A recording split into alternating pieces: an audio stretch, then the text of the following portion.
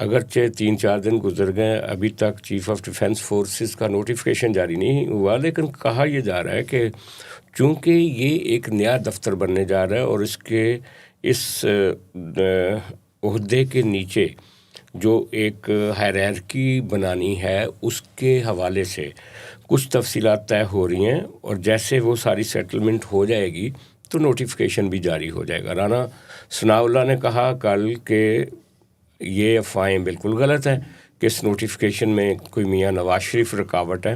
البتہ سسٹم کی کچھ چھوٹی موٹی چیزیں جو ہیں وہ درست کرنے کے ساتھ ہی یہ نوٹیفیکیشن جاری ہو جائے گا۔ خان صاحب، یہ بھی کہا جا رہا ہے کہ کچھ ماتحت چھوٹی موٹی لیجسلیشن کی بھی ضرورت پڑے گی، تاکہ یہ چونکہ یہ کانسٹیٹیوشنل امینڈمنٹ کے تحت نئے دفتر کا اعلان تو کر دیا گیا تھا کہ ہمارے جو نئے آرمی چیف ہوں گے، یعنی کہ آرمی چیف کا جو پرانا عہدہ ہے اس کو بدل دیا گیا ہے چیف آف ڈیفینس فورسز کے ساتھ، لیکن اب نیوی کو اور ایئر فورس کو نیچے لانے کے لیے جو طریقہ کار وضع کرنا ہے اس میں شاید کوئی تھوڑی بہت دیر ہو رہی ہے، لیکن بہرحال ایک نئی طاقت کا ظہور عمل میں آ چکا ہے، اور نئی طاقت کا ظہور یہ ہے کہ آپ اس کو ڈیفائن کر سکتے ہیں کہ ہمارے ماضی میں جی ایچ کیو کی جو طاقت رہی ہے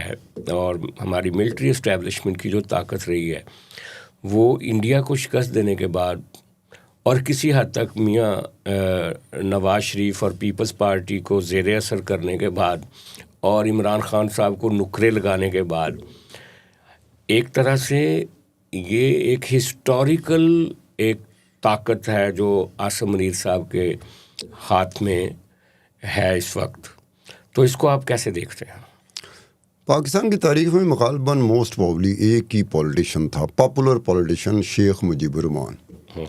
وہ اسٹیبلشمنٹ اور فوج کے کندھوں پہ کبھی نہیں چڑھا تھا، اسی لیے اس کو کبھی بھی حکومت نہیں مل سکی پاکستان میں۔ بنگلہ دیش میں مل گئی تھی، ان کا تو فادر آف دی نیشن بھی ڈکلیئر ہوا، باقی لیکن وہاں بھی اس کا مجسمہ گرا دیا۔ یہ پھر کبھی یہ کسی اور وقت میں بحث ہوگی کہ اس کا مجسمہ، مجھے اس پہ ذرا ملال سا ہے کہ ڈھاکہ میں رہنے والے جو بنگالی ہیں جو اس کی بیٹی کے خلاف نکلے تھے، مجسمے کو نہ ہی لگاتے ہاتھ تو بہتر تھا، اس کی بیٹی کو بھگا دیا، یہاں تک تو ٹھیک تھا، مجسمہ وہ ایک پھر کبھی بات ہوگی۔ لیکن میں بتاتا ہوں کہ اس کے علاوہ پاکستان میں جو بھی پاپولر پولیٹیشین آیا، وہ اس نے کندھے استعمال کیے اسٹیبلشمنٹ اور فوج کے۔ اب جب آپ کسی کا کندھا استعمال کرتے ہو اور اس کے بعد آپ پاپولر ہو جاتے ہو، تو آپ کے پاس ایک ماں سوائے اس کے کوئی آپشن نہیں رہ جاتی کہ جو آپ کو اقتدار میں لائے تھے یا جن کی وجہ سے آپ کا راستہ ہموار ہوا تھا اقتدار میں آنے کا، آپ انہی کے ساتھ سیدھے ہو جائیں۔ لوگ جو ہوتے ہیں نا، وہ اسٹیبلشمنٹ کو پسند نہیں کرتے۔ عام بندے کی بات کر رہا ہوں میں، پولیٹیسائز یا پولیٹیکل پارٹیز یا پولیٹیشین کی بات نہیں کر رہا، عام بندہ، عوام کی بات کر رہے ہیں کہ عوام کو اسٹیبلشمنٹ پسند نہیں ہے۔ وہ پہلے دن سے نا عوام کو اسٹیبلشمنٹ پسند نہیں آتی، کیونکہ عوام کے ذہن میں یہ چیز جا چکی ہوئی ہے کہ ہمارا ملک جہاں پہ ہونا چاہیے تھا وہاں پہ نہیں ہے، تو کیوں نہیں ہے، اس کی ایک بڑی وجہ وہ اسٹیبلشمنٹ ہے۔ اب عوام کو وہ بندہ پسند آتا ہے جو اسٹیبلشمنٹ کے ساتھ سیدھا ہوتا ہے۔ عوام اس چکروں میں نہیں پڑتی کہ یہی بندہ اسٹیبلشمنٹ اور فوج کے کندھوں پہ چڑھ کے آیا تھا۔ عوام کو ساتھ ساتھ یہ بھی ذرا دیکھنا چاہیے، تھوڑا سا ہوتا ہے ہمارا بھی قصور ہے، عام بندے کا، عام پاکستانی کا بھی قصور ہے۔ آپ کہتے ہیں کہ عوام کی شارٹ میموری ہوتی ہے؟ شارٹ میموری نہیں ہوتی۔ ہمارے ہاں عوام کا ایک مسئلہ رہا ہے، ایک تو ان کو جمہوریت ملتی نہیں رہی۔ جس طرح انڈیا میں لوگوں کو جمہوریت کا موقع ملتا ہے، وہ جب مقررہ وقت پہ الیکشن ہوتے ہیں وہ الیکشن میں جاتے ہیں، یا مڈ ٹرم الیکشن ہوتے ہیں تو وہ الیکشن میں جاتے ہیں۔ انڈیا میں کبھی نہیں ہوا کہ جی الیکشن پوسٹ پون کر دیے گئے، یہ ہو گیا وہ ہم سے زیادہ میچور ہے۔ ہماری اممیچورٹی ہے کہ جب آپ اسٹیبلشمنٹ کو کچھ کہتے ہیں، ساتھ ساتھ ان کا بھی ہمیں حساب لینا چاہیے کہ جناب آپ تو کندھے پہ چڑھ کے آئے تھے اسٹیبلشمنٹ کے، آپ کا راستہ ہموار کیا اقتدار کے لیے وہ اسٹیبلشمنٹ نے کیا، اب آپ آ کے للکار رہے ہو اور پاپولر ہو رہے ہو۔ پاپولر کیوں ہوتا ہے؟ اگر لوگوں کی یہ سوچ نہ ہوتی وہ اسٹیبلشمنٹ کا حساب ضرور لیں، اسٹیبلشمنٹ کے ساتھ ساتھ ان سیاسی جماعتوں کا یا سیاستدانوں کا بھی حساب اس طرح سے لے کہ بھائی جان پہلے ہمیں کنونس کریں۔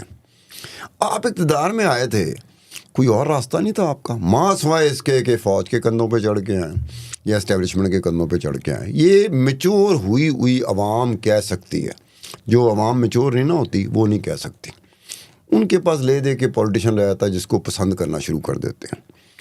اب اس میں یہ بات ہے کہ پاورز دیٹ بھی جو ایک لفظ استعمال کیا جاتا تھا جس کو آپ اسٹیبلشمنٹ بھی کہتے ہیں، اس کی طرف جھکاؤ ایک عام بندے کا تو نہیں ہوتا، کیونکہ انہیں میکسیمم کیا ہے، یہ کیمرہ مین ہے، کیمرہ چلا رہا ہے، اس کو نوکری جو دے رہا ہے وہ رضا رومی ہے جو نوکری دے رہا ہے اس کو۔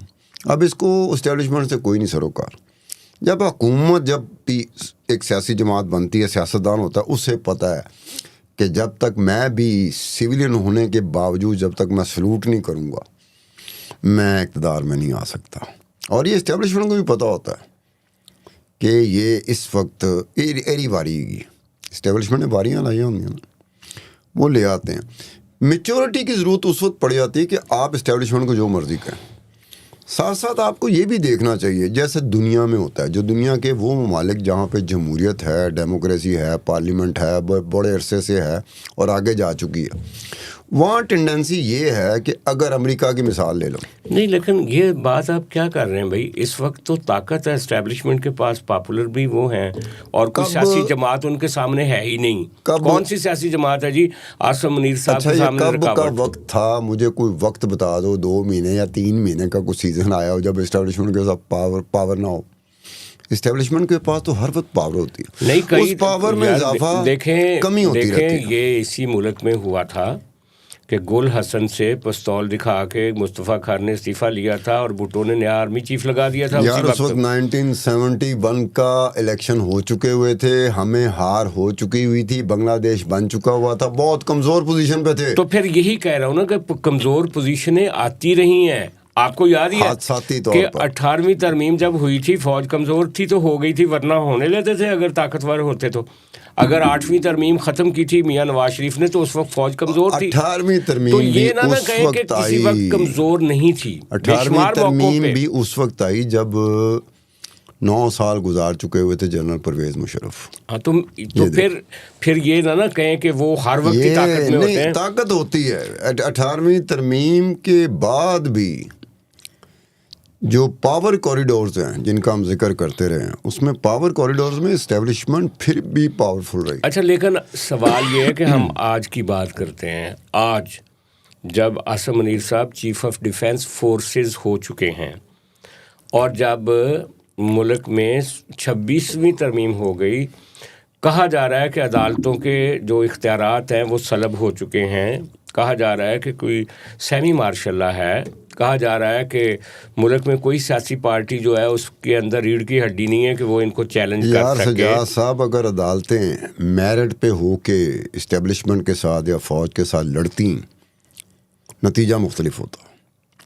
جس طرح اسٹیبلشمنٹ کی پسند اور ناپسند ہوتی ہے نا، اس طرح ہماری عدالتوں کی بھی پسند اور ناپسند ہوتی ہے۔ اگر عدالتیں آپ کو پسند کر لیں تو ان کے فیصلوں میں جھلکنا شروع ہو جائے گا کہ یہ تو سجاد کو پسند کر رہے ہیں، میرٹ پہ تو نہیں ہے۔ اگر عدالتیں مجھے پسند کر لیں تو ان کی فیصلوں سے یہ جھلک نمایاں ہونی شروع ہو جائے گی کہ ستار خان کو پسند کر رہے ہیں۔ جب بھی کہ میرٹ پہ جب ہم لڑیں گے، اسٹیبلشمنٹ ہو یا فوج ہو، اپنے حقوق کے لیے، ڈیموکریسی کے لیے، پارلیمنٹ کے لیے، سسٹم کے لیے، جس دن ہم میرٹ پہ آ کے لڑیں گے نا، اس دن اسٹیبلشمنٹ کمزور ہونا شروع ہوگی اور وہ اس جگہ پہ چلی جائے گی جس جگہ پہ پوری دنیا کی اسٹیبلشمنٹ ہوتی ہے۔ یعنی کہ ہمارا پرابلم کیا ہے کہ ہم نے اپنی لڑائی کو پسند اور ناپسند کی لڑائی بنا دیا۔ اچھا، اب وہ تو ہو گیا جو ہو گیا نا، اب تو ڈیمیج کافی بڑا ڈیمیج ہے۔ آپ نے 2 دن پہلے کہا تھا کہ سسٹم تو گیا، سسٹم جا چکا ہے، تو سسٹم تو جا چکا ہے۔ سسٹم تو جا چکا ہے۔ اچھا، اتنا بڑا ڈیمیج ہے کہ آپ کا کانسٹیٹیوشن نمائشی لگ رہا ہے اس وقت، اس میں نئی تبدیلیاں کرنے کی باتیں ہو رہی ہیں۔ میں تو ویسے ہی ان اینکرز کو بھی دیکھتا ہوں تو حیران ہوتا ہوں۔ خان صاحب ایک طرف وہ کہتے ہیں کہ یہ سیاسی جماعتیں ان میں طاقت نہیں ہے بات کرنے کی، یہ نیچے لگ جاتی ہیں، یہ سرو کرتی ہیں اسٹیبلشمنٹ کو. ہمارے بہت سارے اینکر بات کر رہے ہوتے ہیں، لیکن خود کیسی تماش بینی خود اینکرز کر رہے ہوتے ہیں. کیا کہہ رہے ہیں؟ ایک اینکر کہہ رہا ہے میسج چلا گیا ہے، اب پیپلز پارٹی کے پاس کوئی روم نہیں ہے، اب نواز شریف کچھ نہیں کر سکتا، اب فلانا یہ نہیں ہو سکتا. یعنی ایک طرف آپ رننگ کمنٹری کر رہے ہیں اس کولیپس کی، اس پولیٹیکل کولیپس کی رننگ کمنٹری بھی کر رہے ہیں اور چیزیں بھی لے رہے ہیں ساتھ ساتھ، اور یہ بھی کہہ رہے ہیں کہ عمران خان صاحب کے پاس اب کوئی جگہ نہیں ہے، اب انہوں نے فیصلہ کر لیا ہے جناب کہ یہ کر دیں گے، اور پھر کہیں گے کہ جناب ان کے سامنے کوئی بولتا ہی نہیں ہے. تو یعنی میں حیران سجاد صاحب بات سن لیں، تماش بینی یا تماشائی یا ڈرامہ یا تماشا کرنا وہ اس دور میں پچھلے کچھ عرصے سے ختم ہو گیا. ہم اینکروں پہ، ہم اینکروں سے بڑا ڈرامہ کرنے والا پولیٹیشین بھی پیچھے چلا گیا. جس طریقے کا ہم تماشا کر رہے ہوتے ہیں نا اسکرین پہ آ کے، کیونکہ ہمیں زیادہ لوگ دیکھ رہے ہوتے ہیں، جب ہمیں محسوس ہوتا ہے ہمیں زیادہ لوگ دیکھ رہے ہیں اور لوگوں کی طبیعت میں ذرا تماش بینی بھی ہے، تو ہم زیادہ اچھل کے نا کچھ بہت ساری ایسی باتیں کر رہے ہوتے ہیں جس کا کوئی وجود نہیں ہوتا. مجھے تو کئی دفعہ یہ لگتا ہے یہ جو نامی گرامی آپ کے اینکرز ہیں نا، کئی دفعہ مجھے خان صاحب ایسے لگتا ہے کہ جیسے وہ ایک یوٹیوبر گلی میں کھڑا نہیں ہو جاتا پولیس والے کے سامنے اور ایک وکٹم کو کھڑا کر کے ایک ڈرامہ کریٹ کرتا ہے اور اپنے ویوز کے لیے، اسی طرح یہ ایک بڑے پیمانے پہ بڑے چینلوں میں بیٹھ کے لوگ اسی طرح کا تماشا کر رہے ہوتے ہیں. بکتا ہے. اور میں کچھ جرنلسٹوں کو تو دیکھتا ہوں کہ وہ کیا کرتے ہیں کہ وہ آج وہ مثلا 0 پوائنٹ پہ کھڑے ہیں نا، کل دیکھا کہ فلانا پاپولر ہو رہا ہے، وہ چھلانگ لگاتے ہوئے بالکل، مطلب وہ ان کو نظر بھی آ رہا ہوتا ہے کہ ہم بڑا ویزیبلی چھلانگ لگا رہے ہیں، وہ جا کے اس کے ساتھ کھڑے ہو جاتے ہیں. وجہ کیا ہے سجاد صاحب؟ یہ ہماری چیز جو بکتی ہے، ہم سوشل میڈیا پہ آتے ہیں، جس کی جتنی زیادہ ویورشپ ہوگی اتنی ہی اس کے پیسے ہوں گے. ہمیں پیسوں کی پڑی ہوتی ہے. ہم اینکروں کو جو اسکرین پہ آتے ہیں نا، ہماری چیز بک رہی ہو نا، ساڈی ہٹی چل رہی ہوئے نا، جڑی چیز اسی کھوتا ہی بیچ سکنے، ہم اینکر کھوتا بیچ سکتے ہیں.